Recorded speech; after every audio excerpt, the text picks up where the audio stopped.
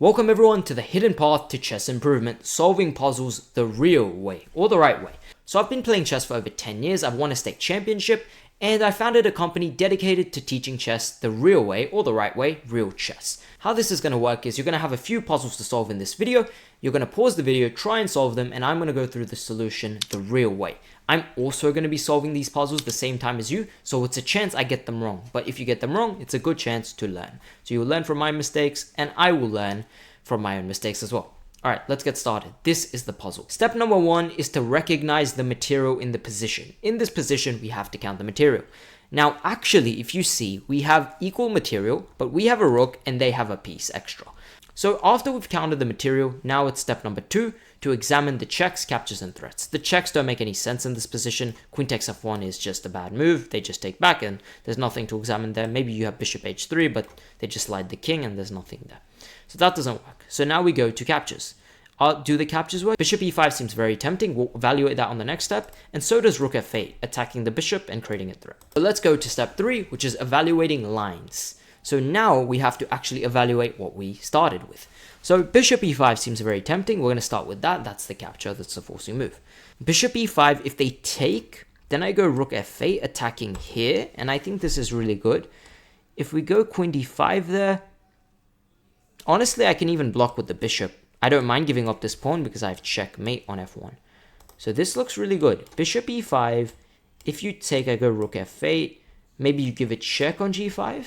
So maybe not bishop e5 for that reason. Not to mention bishop e5, I'm just seeing they can go queen g5, right? So queen g5 doesn't seem very good because there you're forced king d7. Then you take it.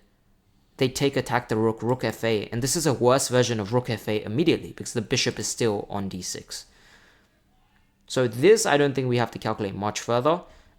There, they can take with check. They still have the perpetual. To be fair, there we have bishop e6 maybe. Yeah, but already the other line doesn't win. So I'm thinking rook f8 is clearly the better move. Bishop takes e5 doesn't seem like it's working. Queen g5 is a move. They can even take this. I think queen g5 is probably better. King d7, you take rook f8.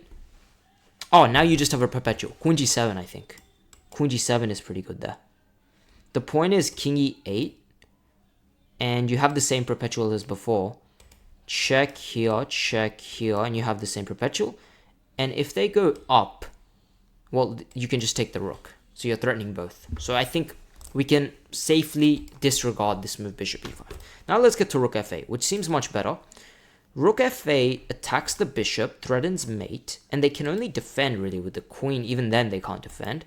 So what can they do?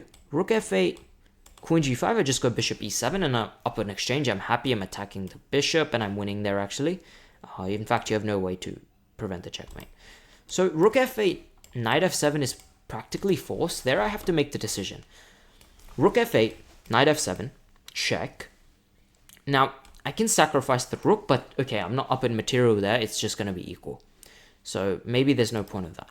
So rook f8, knight f7. I'm thinking king e8 is pretty good. King e7 would run into this discovery. We don't want that.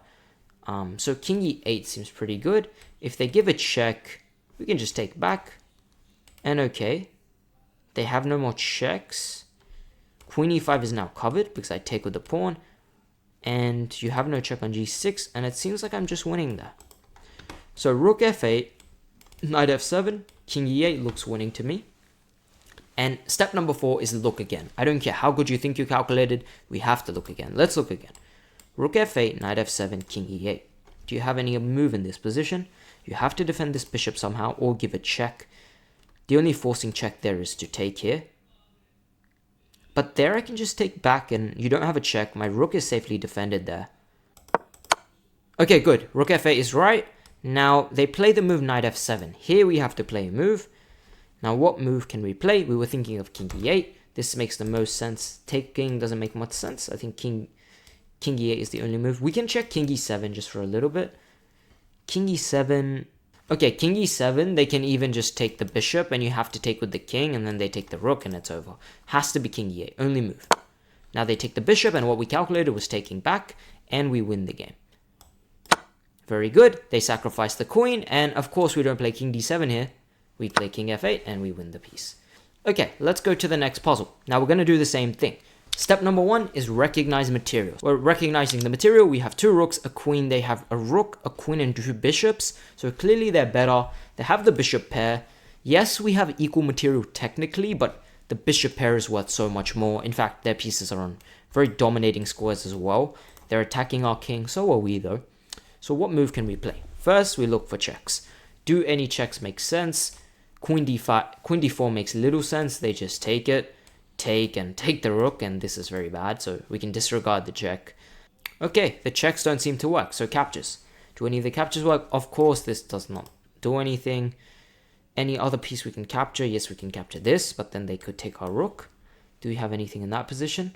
But we're not really threatening anything with this move, is why I'm a little concerned. Yes, we're attacking the rook, but the rook can move. They could even take our rook in that position. We can probably take back on e2. Okay, maybe rook d2 is pretty good. Rook d2 does create the threat of this check. King h1 because they can't take because of the pin. But after king h1, we can take and take. And is there a loose piece in that position? King here, rook here. We can give this check and pick up the rook. That seems pretty good. Okay, rook d2, we're threatening the check. How do they defend the check? Or do they have to defend the check? This is what we have to look for next. Rook d2, I see queen h3. Queen h3 is a possible move they have. Does that defend or does that delay? I think it just delays. We give the check anyway. You might be thinking, wait a second. Now bishop can't take. If they play king h1 there, well, we win the same way. Check, queen takes, we take. King takes h2, and there we have to notice the alignment of the king and all the loose pieces. There's a saying in chess that loose pieces drop off. This bishop is loose, this rook is loose, and simply queen c2 in all these lines is winning the rook because they can't block because we will take it. So rook d2 looks very, very promising. Rook 8 to d2 looks very, very promising. What else can they do to save themselves? Aha, they have this move queen c4. They do have the move queen c4. Which, if I wasn't paying attention, maybe would have lost me the game. But okay, queen c4, king h8. Queen c4, king h8. You're still not threatening this. I will take with the rook. Here, you play queen c4, and you try and safeguard the rook somehow. You play something like rook f4. Well, there it wouldn't work because now you're just hanging mate. So rook d2 seems really good. Do they have anything else? Anything I'm missing? Queen c4 check, king h8, get out of the checks. Now they don't have back rank mate, luckily. Let's say you go rook h5 there, maybe trying to stop the checkmate. Check, you want to go king h8 and not allow the check again. That's actually a good move, and luckily I considered it. Rook d7 check, king h8 check, rook h5 check, and we can even take the rook. Okay, I missed this. I don't know why I missed this, but this is simply even easier. But I think queen f3 was also winning there. So yeah, both are winning, and I think we can safely go for it now. It's the only move that makes any sense. Rook d7. Okay, they go this move. I actually don't consider this move. I didn't think it would defend against the threat we had. And I think I'm right about that. So, that's the idea. Okay, the idea, I guess, is once I go check, king h1, take, trade. Now, if I take this pawn, they can block with the rook or the bishop. But either way, they block with either piece, I take the other one. If you block with the bishop, I take the rook. And if you block with the rook, I take the bishop, and I'm up material there. A queen and some extra pawns will definitely beat a rook and a bishop and a few pawns. So we should be winning there. I think we can safely go for the line. That would be winning for the black pieces. Let's play it. Check, check, check, and now we have a fork, and now we take the bishop. Very good. Now that one was a 3061 rated puzzle. Okay, let's do the last one for today, and let's go through this one. Puzzle, step number 1, recognize material. I don't have to tell you anymore because you're more of an expert at this than me now, because you've heard it so many times. You recognize the material. Now, clearly they are up on material. How much material? Okay, we have a bishop, they have a knight, we have a rook. These all cancel, so they're up a rook and a knight, and they have 2 pass pawns. So clearly we have to checkmate immediately. Very, very fast. They're threatening, they're not threatening a check exactly, so we do have some time. So if we can set up a mate, maybe we can, because they don't have a check on the back rank. Okay, let's examine the checks, captures, threats. We have a check here. That seems tempting. We can take the rook, although that doesn't seem great. We can take the knight as well, setting up mate, and I think that seems pretty good. That's a threat and a capture. So I think those are the ones we should consider first. So let's start evaluating lines. Queen h3, the most obvious move, I think fails to knight h2, and it doesn't seem like we have a win there. If we take the rook, they just take back. Rook is defended by the knight, and we don't have a check because the knight covers. So queen h3 we can safely rule out. I don't think queen h3 is worthy of any more analysis. Rook g4. Rook g4 looks a lot more tempting. You're threatening rook h4 mate, and they can't really stop it. Well, what can they do? They can't give a check. We take with the bishop. They can't give it. If they give a check here, we just take it. They don't have a follow-up. Oh, they do have a follow-up. They have d7. Okay, I would have blundered here, actually. Might have blundered. Rook g4, they give a check. You always have to look for your opponent's checks. King takes f8, d7. Aha. d7 is annoying. You bring the king back, I promote, and I win the game, clearly. I mean, there we do have king f7. Ah, but this is mate, right? Queen e8 would just be mate. Yeah, so that's losing. Rook g4 would be losing on account of rook f8. Take d7, king f8 here, and then mate. But we have king f7 there. And if you promote to a queen, I have mate. I'm shocked. If the move really is rook g4 and you had to see rook f8, takes d7, king f7, promote to a knight, king g6, and you have no move there actually in that position, this is an insane puzzle. Yeah, bishop g4 is not. So I think the move is what we calculated originally. Rook g4, rook f8, counter check. We take it. d7, counter check. Now king f7 is forced. King g8, they promote to queen, and they win with queen e8 checkmate on the next move. So king f7 is forced. You promote to a knight, go king g6, and there you have no checks. Wow, that is an insane puzzle. And you're just threatening rook h4 mate, and there's no way to stop it. If you go rook g1, yeah, just nothing. I mean, if you go the other rook to g1, you just have mate anyway. And the game is over. Has to be rook g4. Let's play it. I may get it wrong, so let's look again quickly.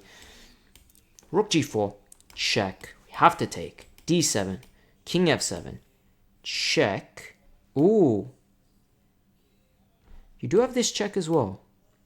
But same story, different result. Oh no, but then you have this check. Wow. That is insane.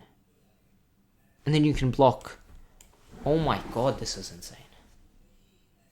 Ah, I think I miscalculated. Rook g4, check, take, d7, king f7. You don't need to promote to a knight. King g6, you don't have checks. You can play this check. King g6 then. Now you have this check, blocking this entire rank. Although after king h6, you have a check. But then I have rook h4. Wow. And after all said and done, you have a knight. I have a bishop, although, I might not be winning. So after rook g4, rook f8, we take d7, we go king f7. They can't promote to a knight, we go king g6, and there's nothing. So they'll play knight d3, we'll play king g6, they'll play queen c2. There we can go king h6, and there, if they play queen h2 check, we have rook h4, pinning the queen to the king, and we should be winning there. Although they do have a knight. So, but if they do take it, we take with the queen and we attack the knight and the king simultaneously, and we should be winning there. So you know what? Let's play the move rook g4. It's correct. It's correct. King f7. Knight d3 is what I discussed. Don't want to go back. This would allow the queen, king g6, queen c2, and king h6, queen h2, rook h4, and we win. That is insane. Insane puzzle. And this doesn't work. They take it. King h6 has to be played. And now rook h4. The last calculation we did was indeed correct. And if they did queen, we would be blocking. Wow, this one was a 2700 puzzle. And yeah, that is going to be the end of today's video. Hope everyone enjoyed and found it instructive. Be sure to like the video. Let me know what you thought of this video in the comments below. Be sure to subscribe to the realest chess channel in the West.